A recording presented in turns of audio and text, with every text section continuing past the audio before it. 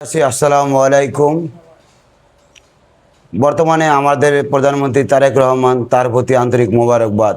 সে বাংলাদেশের জন্য অগণিত পরিশ্রম দিয়ে বর্তমানে ক্ষমতায় অনেক চাপের মোকাবিলা হয়েও সে অনেক কার্যক্রম ভালো করতে আছে। আপনারা জানেন তার মা জীবনে বেগম দেশনেত্রী বেগম খালেদা জিয়া অগণিত কষ্ট করছিলেন। তার বাড়ির সামনে এক সময় বালু ট্রাক নিয়েও অত্যাচার করছিলেন। তারা জেলের ভিতরে বহুত অত্যাচার করছিলেন। তারেক রহমানের ভালো মানুষটা জেলে নিছে, তার মেরুদণ্ড ভাঙ্গা দিছে।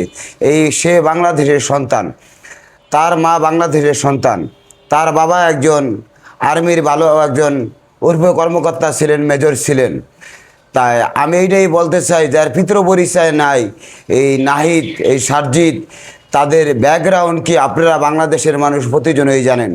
তা যে যেখান থেকে আমার কথা শুনতে আছেন, তার এই নাহিদ, সারজিৎ, তাদের বিষয় কেউ কুপরামর্শতে দেশে বিশৃঙ্খলা সৃষ্টি করবেন না, আর কেউ ঝামেলায় পড়বেন না। দেশে এখন বর্তমানে খুব সুন্দর চলতে আছে, কোনো বোমাবাজি নাই, কোনো অত্যাচার নাই।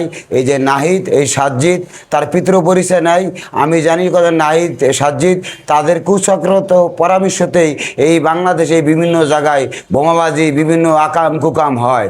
আপনারা দেখতে পারতেছেন কিছুদিন আগেও কথা কি, যারা এই দলের সাথে বিভিন্ন দলের সাথে কাজ করে, তাদের যে লেফাজদারি, এই যে কুকর্ম, এইটা সারা বাংলাদেশে প্রকাশ হয়ে গেছে। তা আমরা এতটুকুই বলতে চাই, আমাদের মা, আমাদের বোন, আমাদের ভাই, এই বাংলাদেশের সন্তান আমরা, ঠিক আছে? এই বাংলাদেশের মানুষ যে ব্যক্তিগতভাবে কোনো বিশৃঙ্খলা হয়ে বোমাবাজিতে যায়া, মিছিল মিটিংয়ে যায়া আর কোনো প্রাণ হারাইতে চাই না।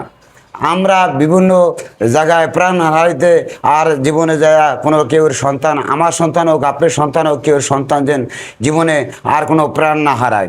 আর একটা বিষয় হইল কি, এখন বর্তমানে নাহিদ, সারজিৎ একটা গরু রইল, একটা ছাগলের 4টা হইলো বান, এর মধ্যে কি করে 4টায় দুধ খায় আর 2টা হইলো লাফায়। এখন ওদের যেই ব্যক্তিগতভাবে দলে ওরা হইছে, এর মধ্যে কেউ কম বেশি কথা দুধ পাইতেছে, খাইতেছে। এই দুইজনে ওরা, নাহিদ আর সারজিৎ, ঠিক আছে? আর নাসির একদিন পাটোয়ারি, হইলো গাঁজাখোর। ওই ব্যক্তিগতভাবে ওই দুধ পায় না, এই দুধ পাওয়ার জন্য এই বাংলাদেশের কিছু কিছু মানুষ কথা কি উৎসলোকমূলক কথা বলে বিভিন্ন মিছিল মিটিংয়ে করে ডাইকা কম বেশি টাকা পয়সা দিয়ে দেশে বিশৃঙ্খলা সৃষ্টি করে। তা আমার এইটাই কথা রইল, দেশনায়ক বর্তমানে তারেক রহমান, তার প্রতি আন্তরিক মোবারকবাদ জানায়। এইটামাদের আইনশৃঙ্খলা বাহিনী যে তারা কঠোর ব্যবস্থা নিয়ে এই নাহিদ, সারজিৎ যারা দেশের মধ্যে বিভিন্ন বিশৃঙ্খলা সৃষ্টি করে, তাদের যে ব্যবস্থা অতি নিকটে নেয়, এই বলে আমার বক্তব্য শেষ করছি। আল্লাহ হাফেজ।